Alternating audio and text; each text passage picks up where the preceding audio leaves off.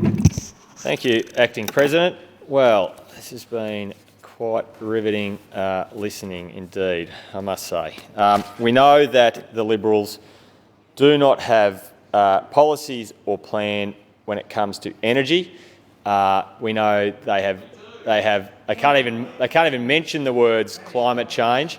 The Nationals do have a plan. The only problem is that it's directed out of Queensland. Their energy plan, obviously no climate policies, but their energy plan is given to them by their masters in Queensland. So that's what they bring to the table.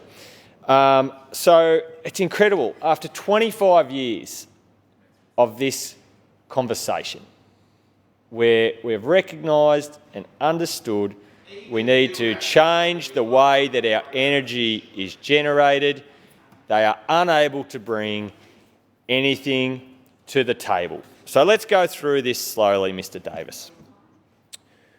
When a household consumes an item and when they have to pay for that item, if they can avoid consuming it, they will save money. And that's exactly what this program has done and will continue to do into the future. In the early days, there was low-hanging fruit, incandescent lights, draft proofing, various matters so that we could reduce the amount of electricity that Victorians are using within their homes. And Mr Davis turns his back because he doesn't want to listen. He just wants to reel off a few cherry-picked stats that he brings into the place.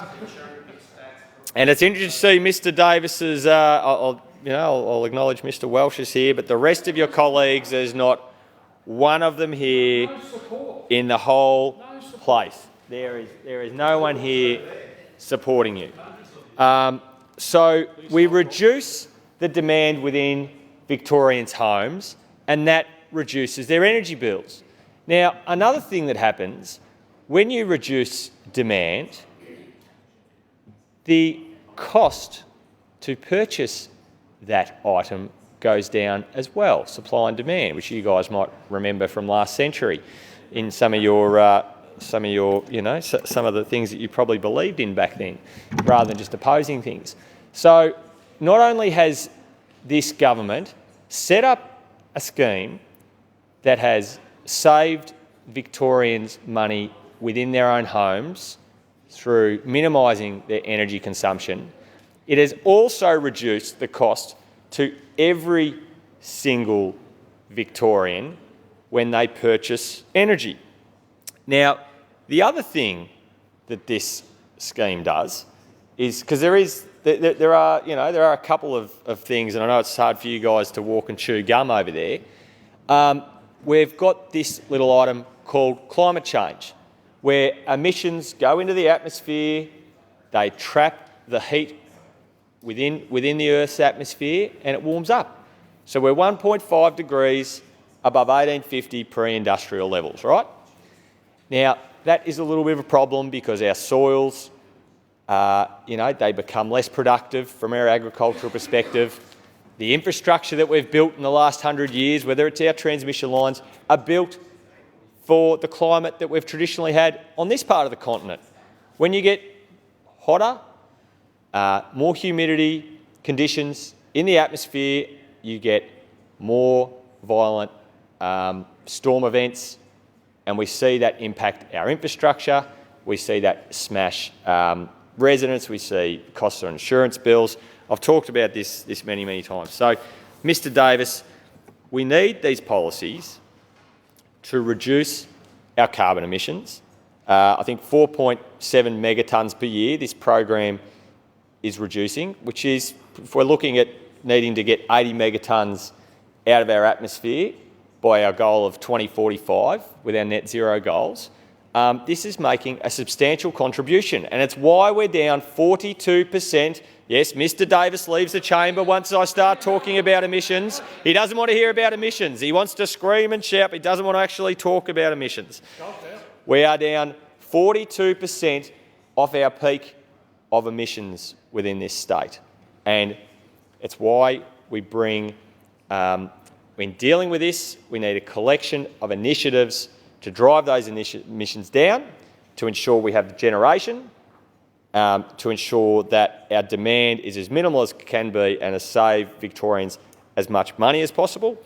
And the programs, and Mr Davis says, why are we looking at the program? First of all, let's acknowledge that New South Wales and Queensland have adopted the program because it's been successful. As I've said, it's saved people money, it's driving down emissions, but it's also what's to come.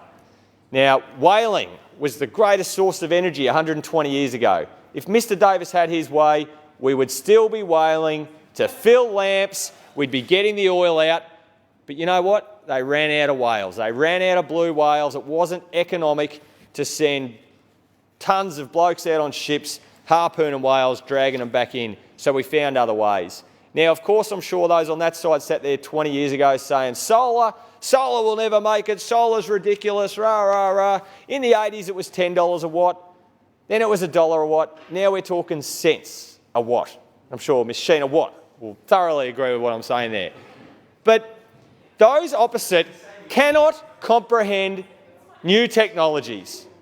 They cannot comprehend the fact that computers on our mobile phones in our pockets were once the size of this entire room. Now we carry around incredible technology in our pockets where we can communicate anywhere in the world, do our banking, all these sorts of things.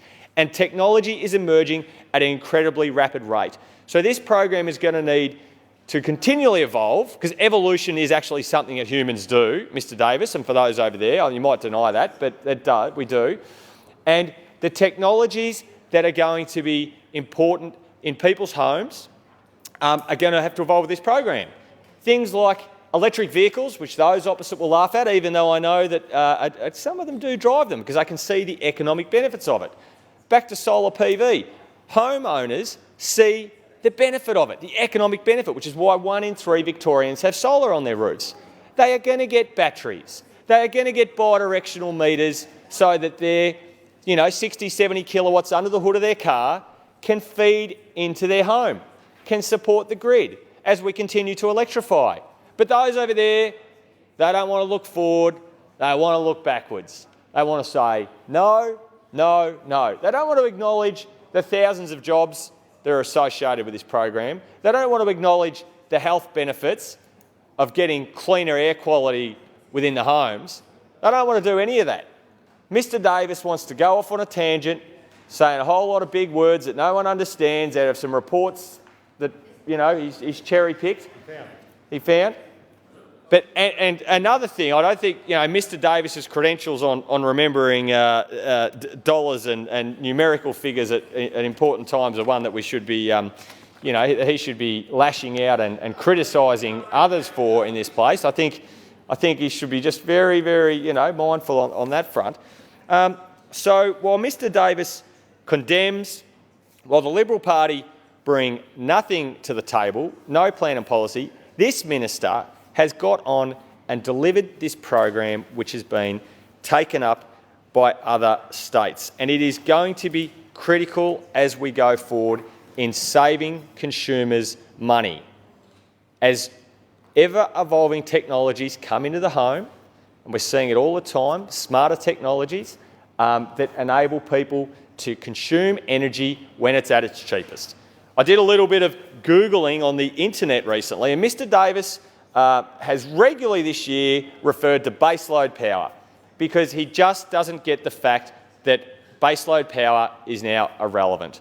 We've got a couple of peak periods during the day, at either end of the day, and the rest of the day we're flooded with solar. We've got prices going into the negative. We've got wind. No, you have been on the record talking about baseload power because you don't get how our generation system works. You do not understand how it works. And again, well, no, you don't. And you cherry-pick information. So the technologies we're going to put in place so that Victorians can access the cheapest electricity to power their homes and live their lives is the next step and the next phase of this program.